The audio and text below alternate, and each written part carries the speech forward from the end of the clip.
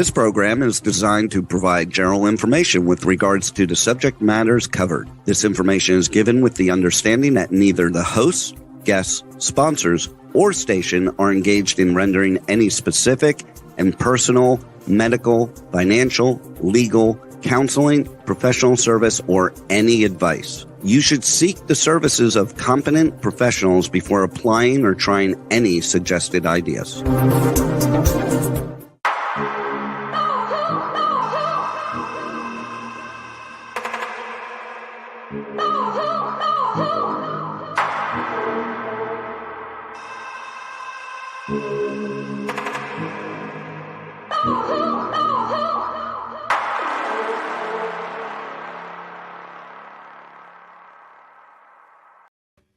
Good morning, True Seekers and True Crime Junkies. Back with Nanette here on Hit the Road, Jack, Finding the Zodiac.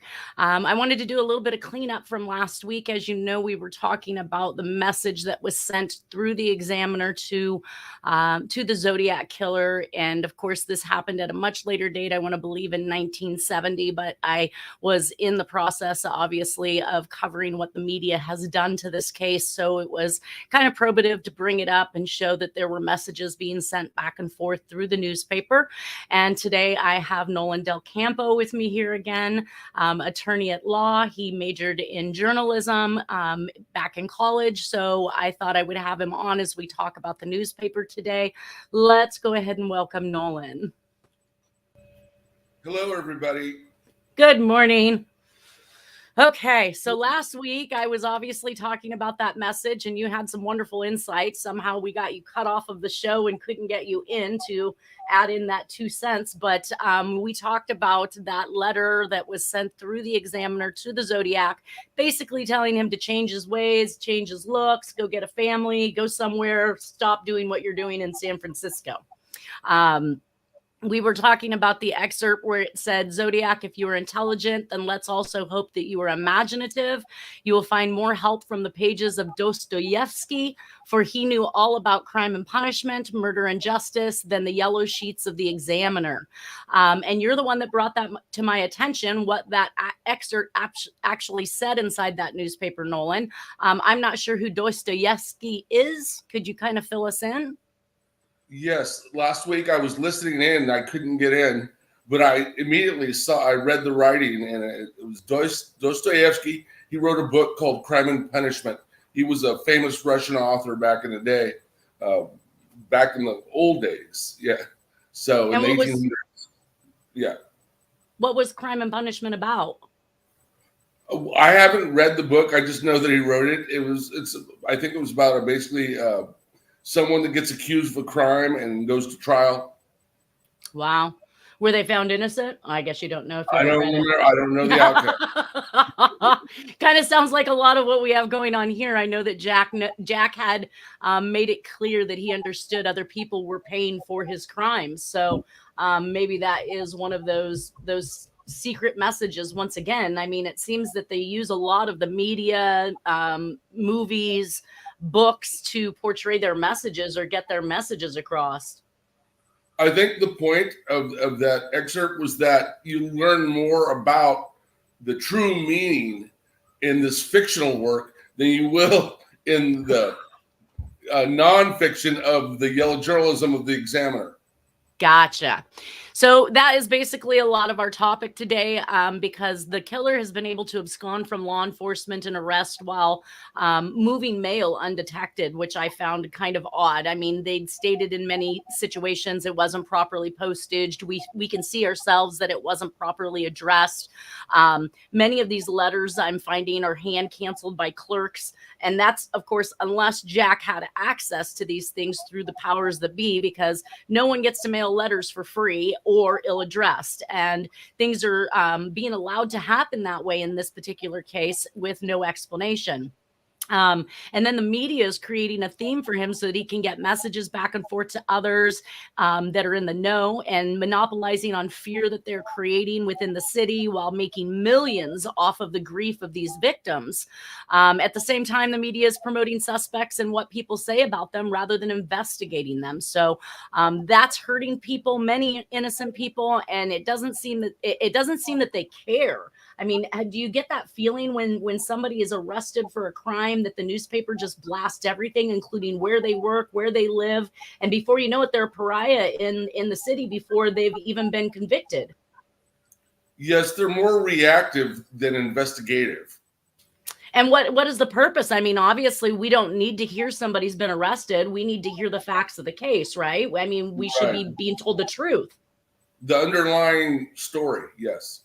Right. So that takes us into controlling the flow, basically, and that's basically what the media does.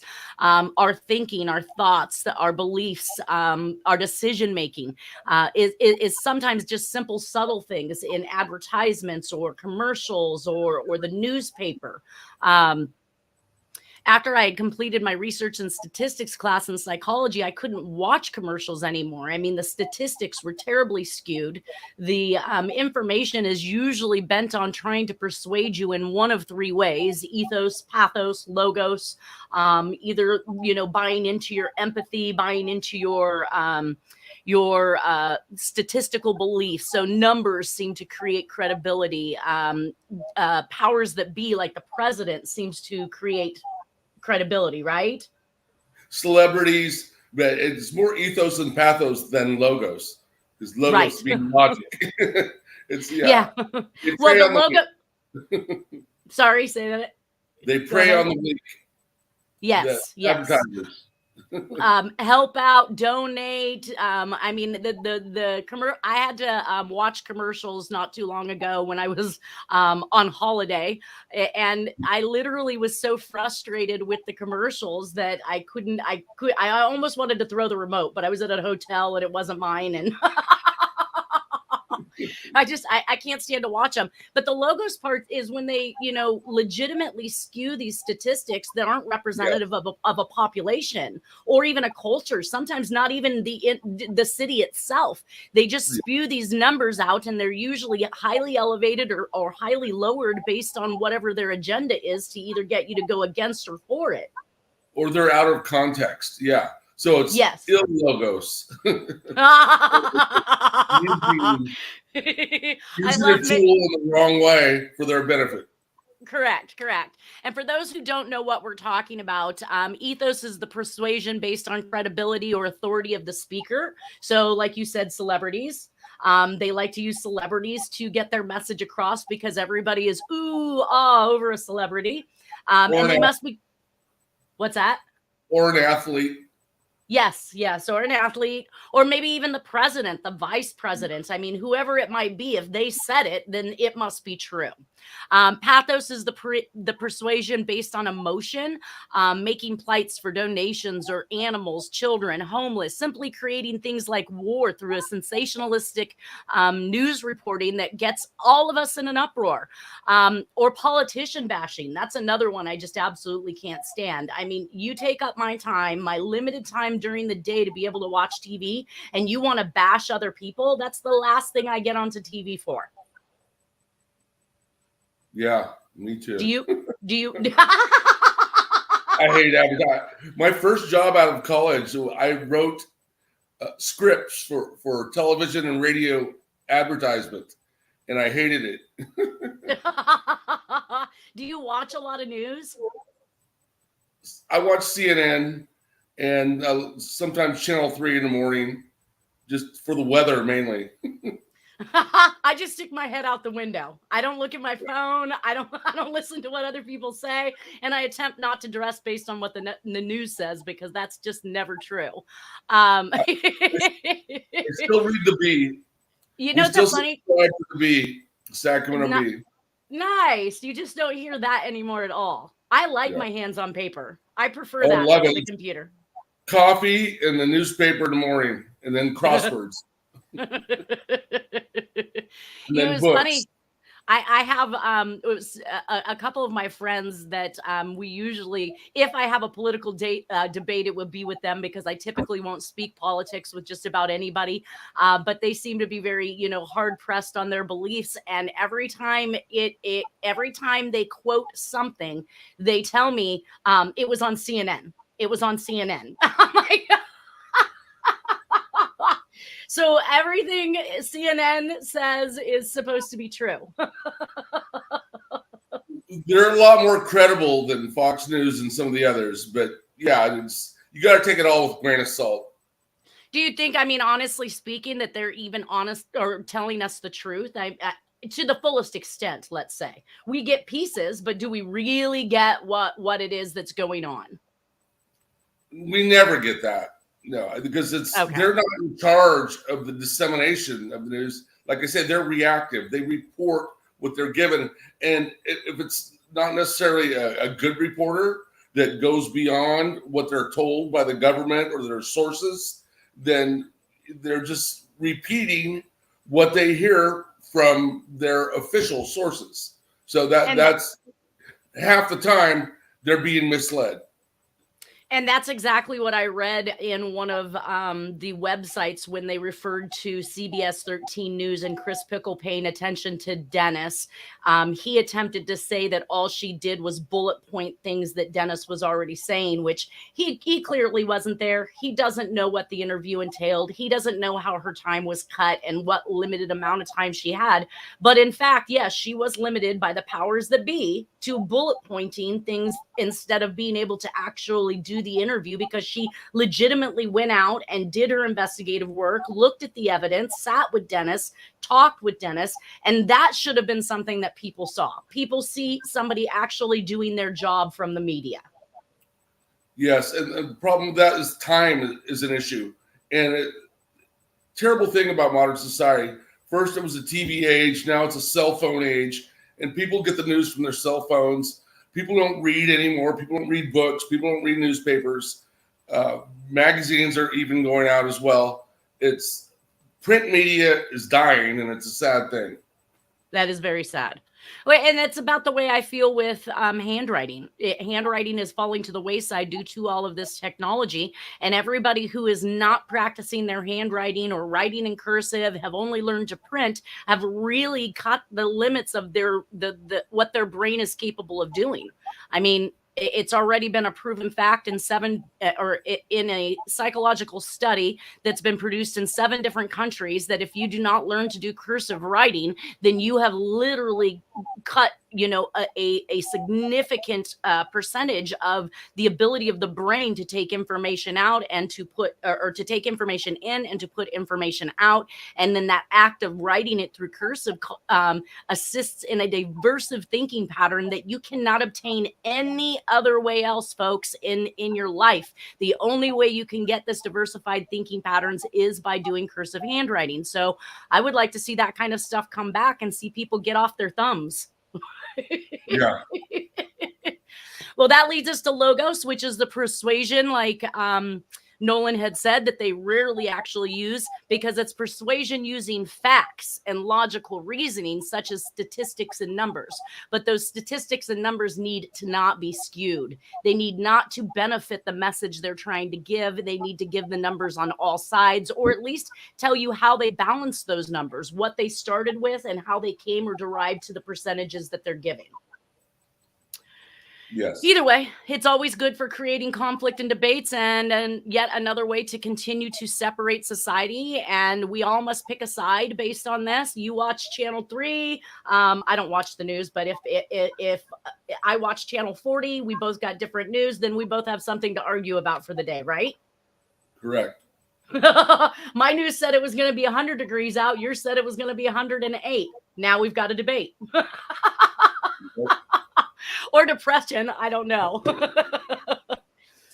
So some of the things that I've experienced over this time with the media and the news is that back in 2001, or well, actually, it was probably more like 2006 when I spoke to the sheriff, the Sacramento sheriff, who worked for Department of Child Custody. She had actually lived in India during the 2001 events, and she had indicated that India news doesn't hold anything back. So if we're being bullies as the U.S., they hear about it there. If we're not happy about something they did, they hear about it there. We don't get that on this side. Yes, internationally, they get straighter scoop about American events and international stuff than the American public gets. Right. Because, and here's another issue. The CIA and the FBI control a lot of the American media. They right. have plants in every major newspaper, and they skew things. And it's happened since prior to the assassination of JFK. They've had plants in media, and I'm sure they had plants in Hearst newspapers, but all television and magazines. And then if you look at Time and Life, Henry Luce owned those publications, and he was best friends with Ellen Dulles. And so Claire Booth Luce used to hang out with the Dulles people. So the American media has been infiltrated. Well, and I think allowably, though. I mean, honestly speaking, if you think about Papa Don's like Hearst, this is right up his alley. He wants to be in the know as well. And how better to stay in the know than to have those individuals in the know employed in your company? Correct.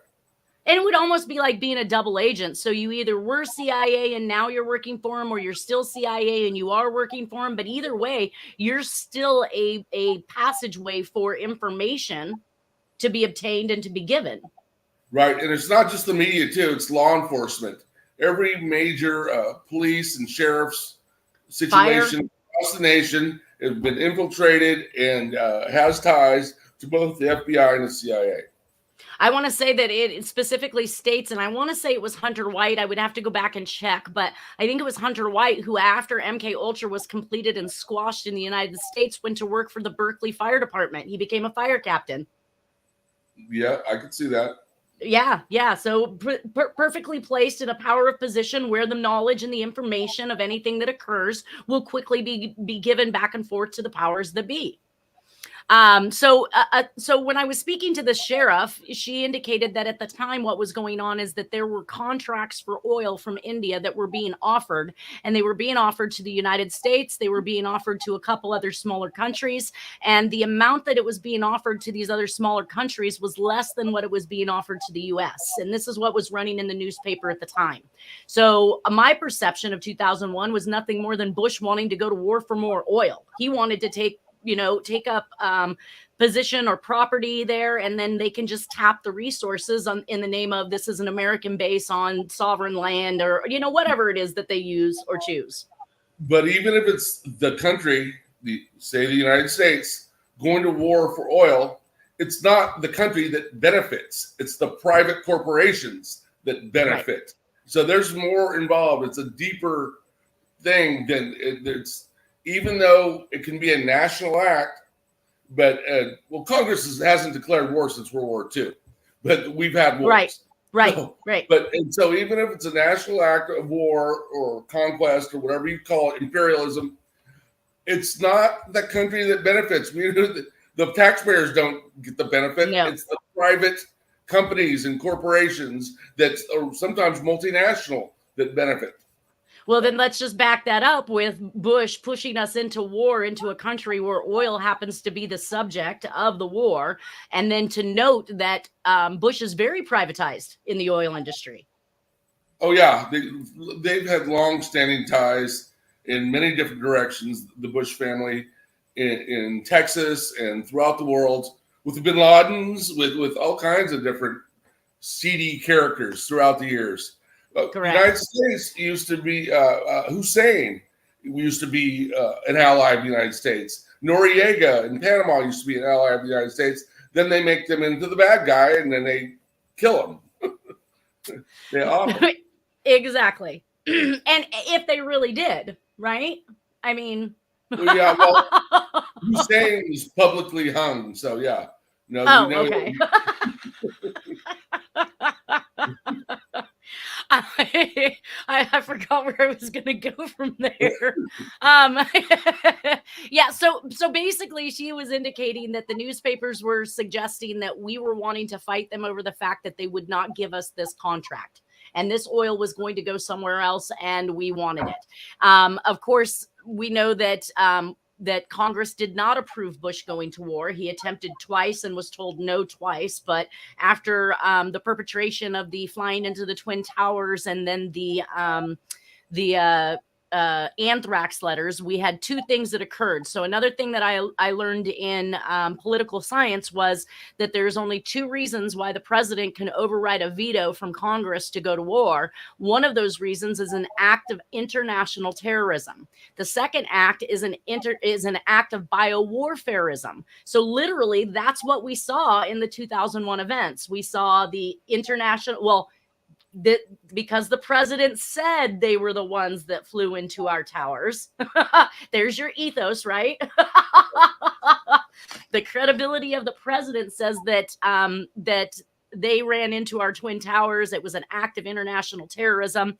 And then he followed that up with, this was an act of biowarfarism when these anthrax letters were mailed, because of course the message that was sent with these letters said Allah is great, and things that would again indicate that this came from the East, when in fact the language that was written on those particular documents were not written by somebody with a second language of English. This was definitely firsthand English, attempting to make it appear as though they were somebody else or another country attempting to plan some type of an attack on us. And so in that event, Bush could then override that entire veto from the Congress and take us to war against Congress's will and against our will.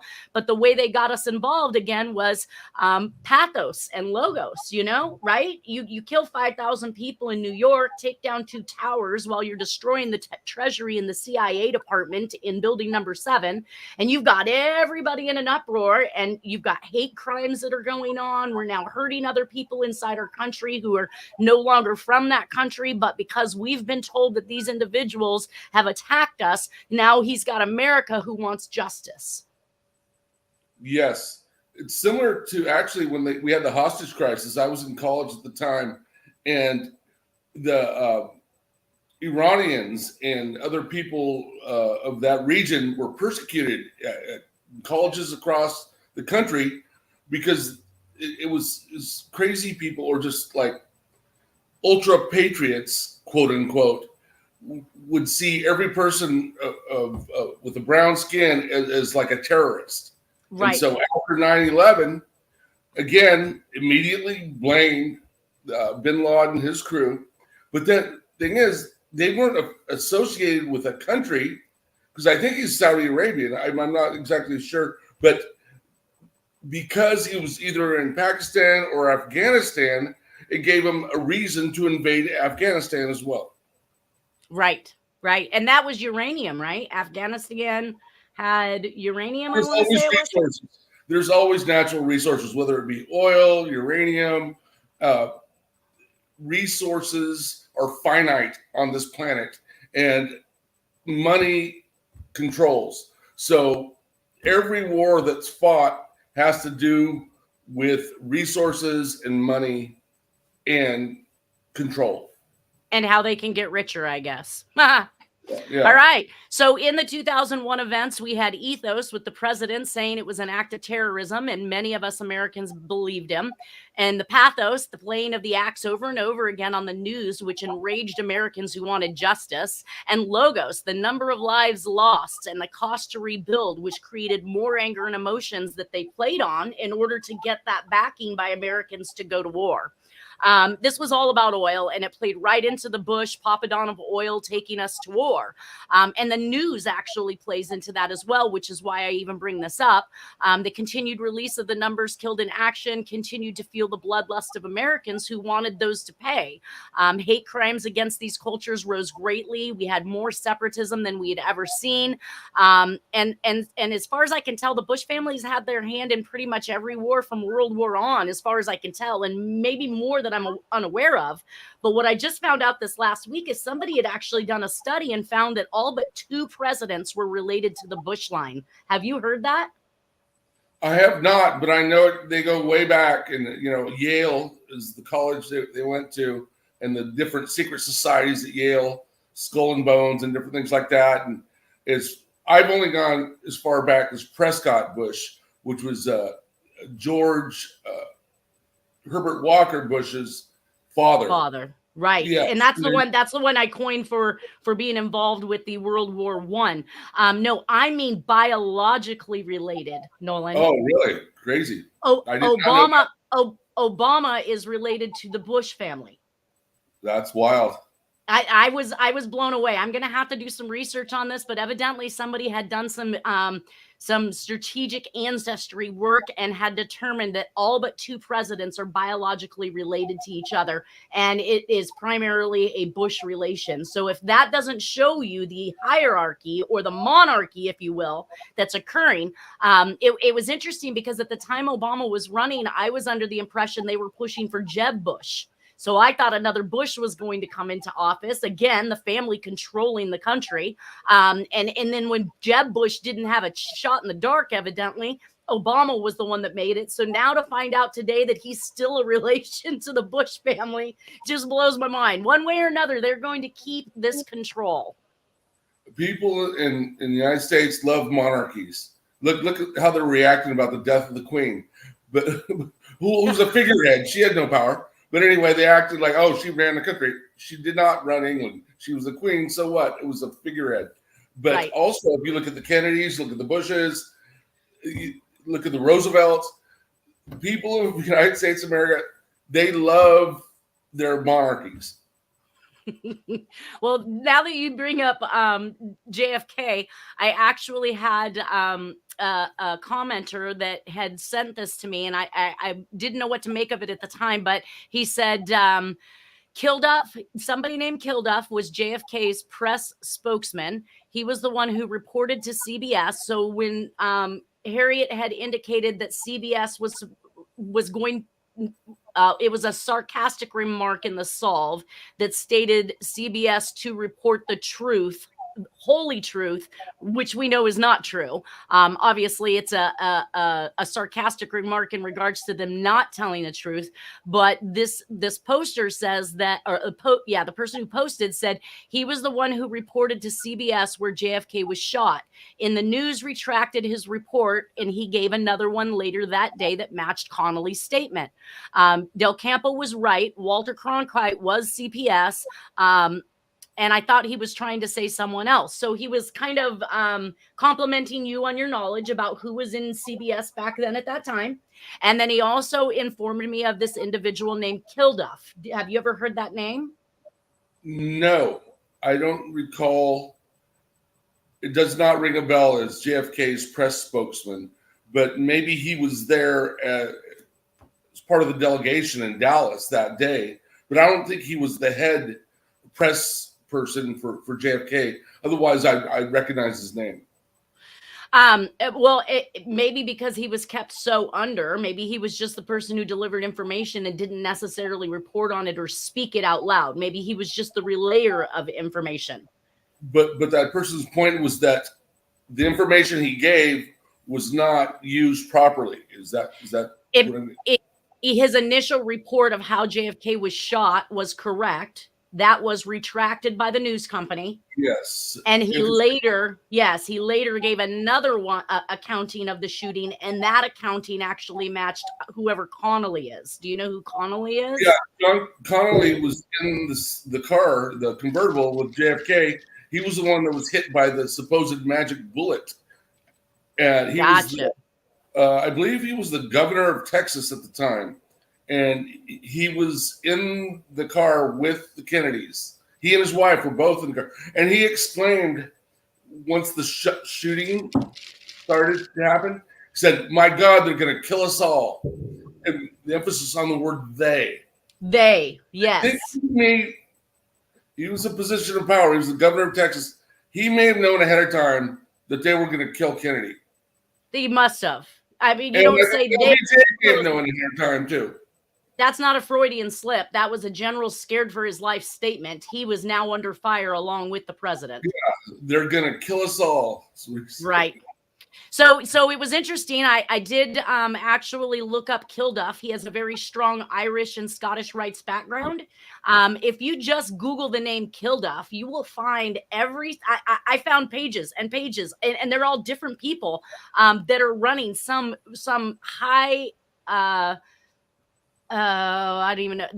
They're holding high power positions in many different types of entities, just like you were saying that the CIA does. So they're doctors, they are running universities, they are high profile attorneys. Like, I was shocked, one after the next, after the next, after the next. Kilduff literally is killing it. Yeah.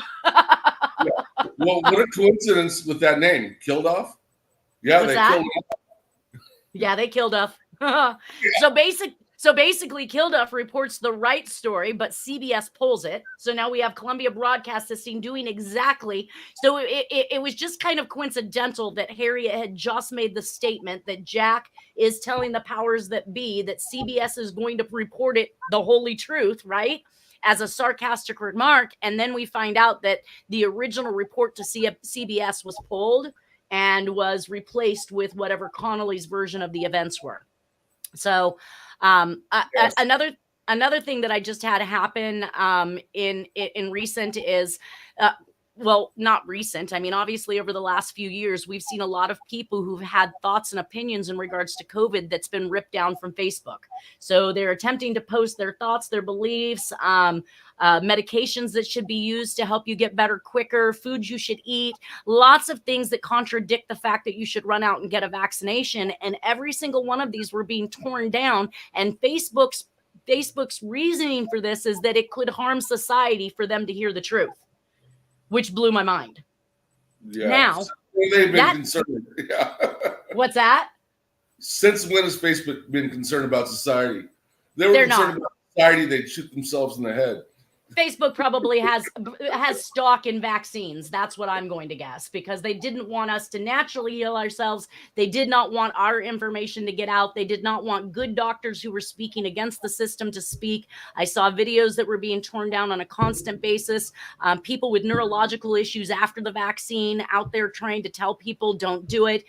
These ones were getting ripped down on a constant basis. So a complete control of the information is now, because everybody's on their phone, like you said, Nolan, it's easy to get it from Facebook, right? We don't even have to watch the news anymore. Right. So one little regression, going back to the Kennedy assassination and information, somehow the Luce family that owned Life magazine and Time magazine obtained possession and control of the Zapruder film. Why wouldn't it be, with the FBI or with the Dallas Police Department? But they own it, and then the images they put in Life about the assassination omitted several frames that were really key to determining what actually happened at the time he was shot. So right. It's crazy that these people that are friends with Alan Dulles that ran the CIA would end up in control of the Zapruder film. That's ridiculous. Not back to Abraham Zapruder, who shot was his, but it's also evidence that in an assassination. Why wouldn't some governmental entity, some law enforcement entity, keep it? Why did Life and Time get it? Why did the Luces get it? That would be my question in regards to Tom Voigt. In 2005, after he obtained high-resolution color scans of the original letters of the Zodiac case, they went completely missing, and all of a sudden, every single media request, any information, anything is being funneled directly to Tom Voigt. Why does this guy have more evidence than we can get from our own law enforcement agencies? It doesn't make any sense. happens with NASA information. Sometimes the secret NASA photos, files, this and that ends up in the hands of private people. It's crazy. Well, I know that I also recently received an email, and it went into my spam box. So I'm going to say that first and foremost. I'm really upset that it went there because Facebook evidently is in the middle of a settlement for illegal tracking that was investigated by the FBI and found, obviously, I mean, they're settling, so they don't have to admit to the fact they've been doing this. But so this particular class action settlement was a claim form that needed to be filled out and returned by September 22nd of this year. And if you had a Facebook account from 2010 or 11 to 2017 during this tracking period, then you were entitled to a portion of the settlement, and you had till September 22nd to fill out your claim form and get it in. So I didn't receive this claim form until the first week of September. Talk about giving us just a short 3-week period to acknowledge this claim form. It felt to me as if they were purposely holding back to the last minute, and then it went into spam. And if this happened to other people, nobody even saw this email. I happen to have a problem with some things going into spam on a constant basis, no matter how many times I pull it out. So I have to look at my spam box every time to make sure that good items haven't ended up in there. And that's how I came across this particular claim form. So it just really kind of crossed my mind as to how many people they will circumvent from their damages in order to mitigate their payout. I mean, literally, that's information control at the finest. That should have came in the mail, as far as I'm concerned, not by email. And how can they? Well, my hunch is that they selectively target people. So a lot of people probably got it in the regular emails, but certain people, it went straight to spam. How does that happen? Right. Exactly. To mitigate their damages. If we miss it, we miss out, right? Yep. And probably learned a lesson. I got to check my spam more often. Right. Another thing that I had read in the Lindbergh case is that he was very much an opponent of Hearst because he believed that Hearst was perpetuating yellow journalism. And then we see that the Lindbergh child was actually a victim, kidnapped and murdered, just like John Benet Ramsey, just like Susan Degnan, just like many of the other children that are used to control these individuals throughout the United States. And it made me wonder, was that abduction and killing of his child, did it have anything to do with his infighting with Hearst over yellow journalism? It may have, and also the people that were blamed for the Lindbergh kidnapping may or may not have been the perpetrators, or they might have been patsies, part of a bigger overall scheme, much like Lee Harvey Oswald and Jack Ruby. Oh yeah, the ones in charge are not going to go running out and kidnapping a child themselves. They are going to find somebody else to do it for them. Right, but also they may not have even done the kidnapping themselves. They were just people set up to take the fall. I was reading news early on in the COVID release where they were talking about 2 individuals from China and then one individual from a university who were supposedly involved with the taking of the COVID strain over to the Wuhan Institute. It started as though these 2 individuals were here on visas. They were responsible or part of that. They could prove that there was some type of $1 million payout or something to that effect that went into the professor's account in order to take that strain out. And then all of a sudden that news went away. So, I mean, did they even further try to investigate how this happened? I'm the wrong person to ask about that. I just gotcha. I just wonder what happens. I mean, they report this stuff, it comes out in the news, and then you never get to hear anything after the fact, which is kind of my point about the Zodiac case. Yeah, well, there's a lot of non-follow-up. But I am the one person in the world that never got COVID. I haven't gotten it either. My whole family got it about 2 weeks ago. My daughter, my 3 grandchildren, her husband, my honey, everybody got it. My mom and I completely didn't get it. Like, I don't know if that's the O positive blood thing, because they say 50% or so of the public is virus resistant. If you're an O positive, O negative, RH negative blood, you have less than a 2% chance of actually getting it unless you have underlying issues. So do you know what your blood type is? I don't. But I just want to say you're pretty hot for a grandma. Oh, thank you. Hey, you know what? I have been with Kaiser. I was born at Kaiser. I've had children at Kaiser. I've had surgeries at Kaiser. And when I called Kaiser during COVID to find out what my blood type was, they said they didn't know. And I was like, what, how do you not know? I've had surgeries. Like, what were you guys prepared for? You know, giving me a donation of what blood? How do you not know what it was? She said, we don't test for that unless you ask. Well, everybody go out and get yourself tested and find out if you're that 50%, because during COVID, I watched a movie on a pandemic type thing. And in the emergency room, one of the doctors said that the only relief that they had during this virus outbreak was the fact that 50% of Americans were virus resistant due to an O blood type.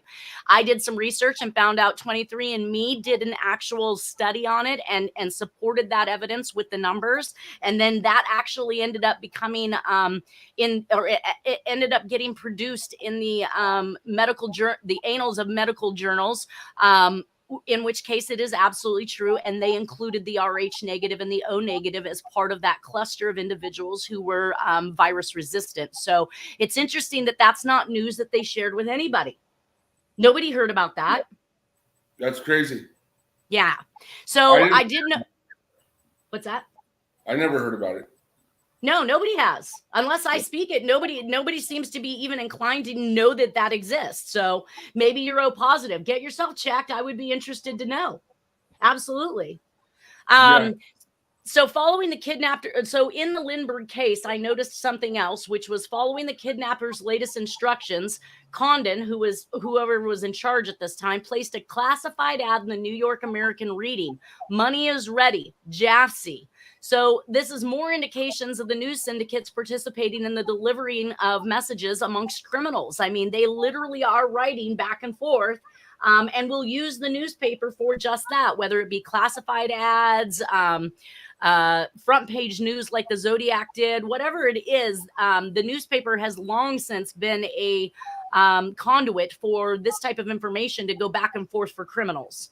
I also found an What's money that? talks, and reporters back in the day didn't make much money, so they're easily influenced by mafiosos and other payoff people to influence their stories and their reporting.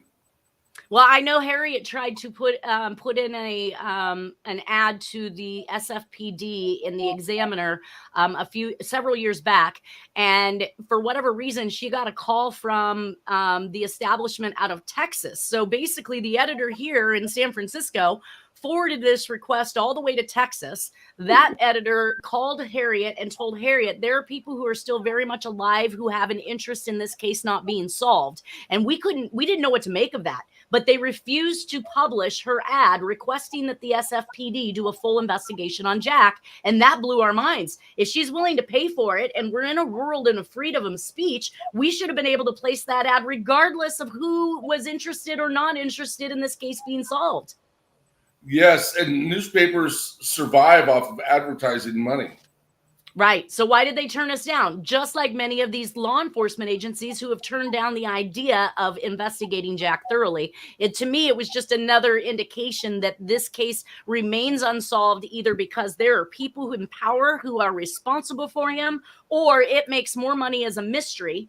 And either way, it doesn't sound good to me, because that all leads back to the powers that be. Correct. Just like JFK.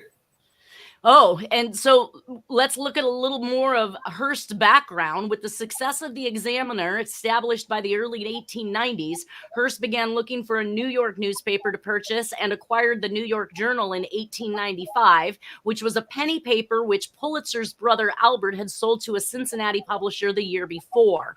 Now, it says, although the competition between the World and the Journal was fierce, the papers were temperamentally alike. Both were democratic, both were sympathetic to labor and immigrants, prints, a sharp contrast to the publishers like the New York Tribunes and the Whitelaw Read, who blamed their poverty on moral defects, and both invested enormous resources in their Sunday publications, which functioned like weekly magazines going beyond the normal scope of daily journalism. So now they're just selling sensationalism. They're no longer doing the journalistic work that our country was founded on, that truth and transparency is what we're going to get. They just started, putting together things that were just fluff that people could either satiate their appetite for bad happenings or good happenings. Well, yeah, there was fierce competition before Hearst entered the New York newspaper scene. Pulitzer controlled by far. They wasn't a monopoly, but they dominated. But Hearst slowly, what he did, he charged less for his paper and was more sensational, although he was pro-immigrant and pro-labor at that time. I'm not going to say that lasted, but at that time, but Pulitzer was as well. I mean, they're both legends in the history of journalism, but it just happened as things evolved or devolved that Hearst changed. I think the turning point with him was the Spanish-American War, when basically he created the war by the sinking of the Maine, all that stuff. He wanted the United States to get involved in the war to liberate Cuba.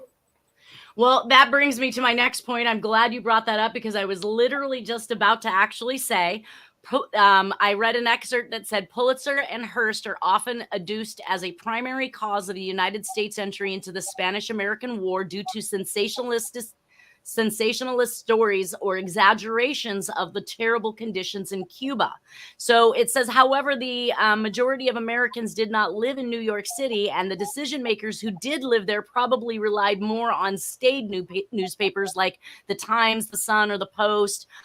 James Creelman wrote an anecdote in his memoir that artist Frederick Remington telegrammed Hearst to tell him all was quiet in Cuba and there will be no more. And then Creelman claimed Hearst responded, "Please remain. You furnish the pictures and I'll furnish the war." Yep. He even went there. He even went to Cuba during the war. Right. Well, if you can sell America enough sad stories, we are bound to get on board, right? Yep. That's unfortunate, but true. So serious historians, it says, has dismissed the telegram story as unlikely, which I think that's BS. You might be a historian. If your choice is to blindside yourself and to put on blinders so that you don't have to see the truth, then of course you're going to knock that to the side as if it's not true when it's actually very conceivable. The hubris contained in this supposed telegram, however, does reflect the spirit of an unabashed self-promotion that was a hallmark of the yellow press and of Hearst in particular. I thought that was very, very interesting, but you were absolutely right. He is notated for creating a war, basically, through his sensationalistic news reporting. Yes, and that's when he started going to the dark side. When he first started out, he was actually a populist. He was trying to help the disadvantaged and immigrants and working class people and unions, but he kind of just transformed over the years. I'm going to go ahead and throw up the presentation at this point, and we're going to continue on with actual news and information in regards to the Zodiac. So I had gone to a website called ZodiacKillerFacts.com. I have put on my presentation that it is not to be trusted because my browser actually indicated that there was caution or to be concerned that the site was not to be trusted. So be careful when you go there.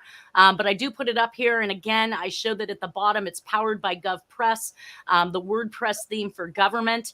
That tells me that we again have a force on that side that is putting out false information in regards to the case.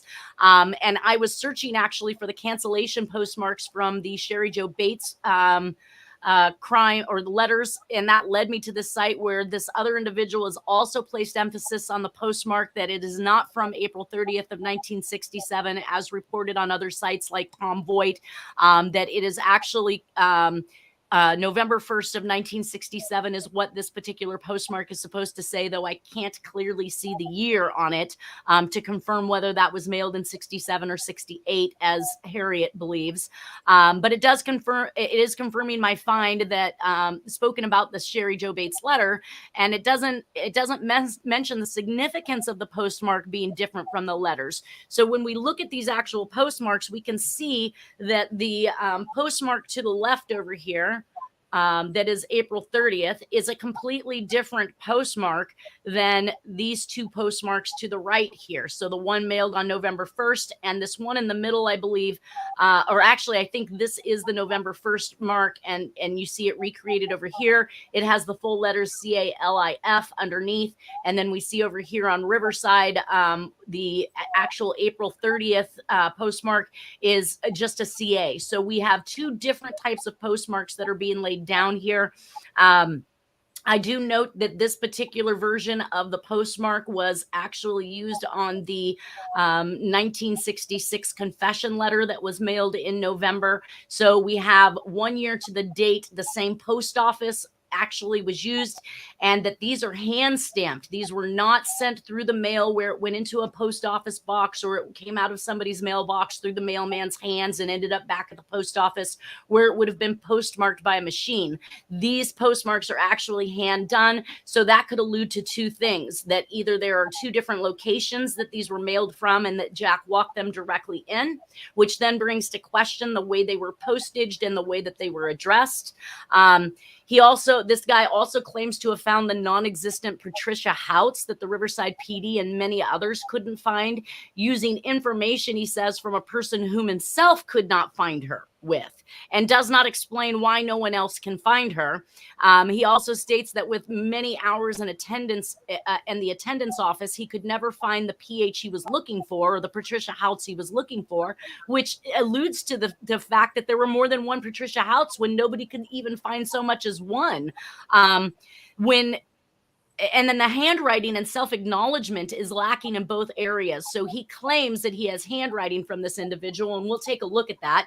Here is the actual envelope from the November 1st, 1967 postmark, and it's addressed to the Press Estates. So he claims that he obtained this handwriting sample to the right over here from this Patricia Houts, that nobody can contact because she wants to remain anonymous, and that I'm just assuming if you have an opportunity to talk to a long missing person who's been extremely searched for in a cold case of 60 years, you're going to ask for more handwriting than this. He states that the reason why the handwriting is the same is this letter P over here. Oh my gosh, we're running over, aren't we? All right, you guys. Well, I was about to show you some extremely interesting information, such as this Patricia Houts happens to write exactly like the Zodiac. So if this guy's claim is real, I don't believe it's real at all. Anyways, she couldn't possibly have written exactly like Sherry Jo Bates Killer and the Zodiac all before they were even the Zodiac. And we're going to come back to this. I'll do a full rundown on this handwriting next week. Nolan, a pleasure as always. Thank you for being here. I would like to address the letter next week if possible, and the Caliph on the postmark. That yes. Nobody does. What's CA. that? The one on the far right said Caliph at the bottom. Right, CALIF, right. when it's always CA. Well, and we're going to take a look at those next week. We'll dive deeper into that then, you guys. Have a great week and have a great weekend. We'll see you next Friday. Bye.